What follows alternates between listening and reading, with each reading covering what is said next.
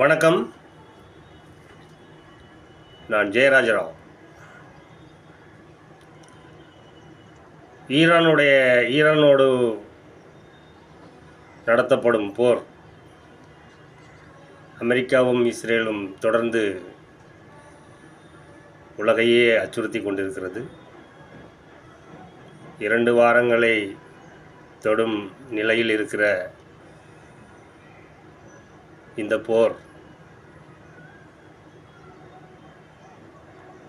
அப்பாவி மக்களை கொன்று குவிக்கிறது என்பதுதான் நிதர்சனமான உண்மை. இவர்களுடைய குறிக்கோள் என்னவென்றால், இவர்கள் செய்துள்ள சில தவறுகளை மறைப்பதற்காக போர் என்ற உத்தியை கையாளுகிறார்கள். அதேபோல இவர்களோடு ஒத்துழைப்பு கொடுக்காத நபர்களையும் அழித்தொழித்து விட வேண்டும் என்ற ஒரு நிலைப்பாடோடு இந்த அமெரிக்கா அரசியல் நடத்துகிறது.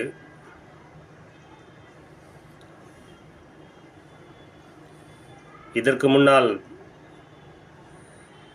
இதேபோல ஈராக் அதிபர் சதாம் ஹுசைன் அவர்களையும் அழித்தொழித்தார்கள்.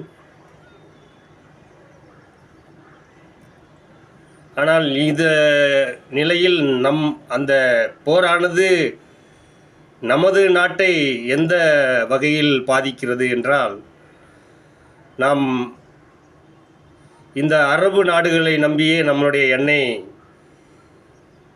தேவைகள் பூர்த்தி செய்யப்படுகிறது. ஆனால் இந்த நேரத்தில் என்ன சொல்லணும் அப்படின்னு சொன்னால், இந்தியா அந்த அயதுல்லா அலி காமினி அவர்கள் கொல்லப்பட்டதற்கு கண்டனத்து கூட தெரிவிக்க வேண்டாம், ஒரு இரங்கலாவது தெரிவித்திருக்கலாம். ஆனால் அதை அவர்கள் செய்யவில்லை.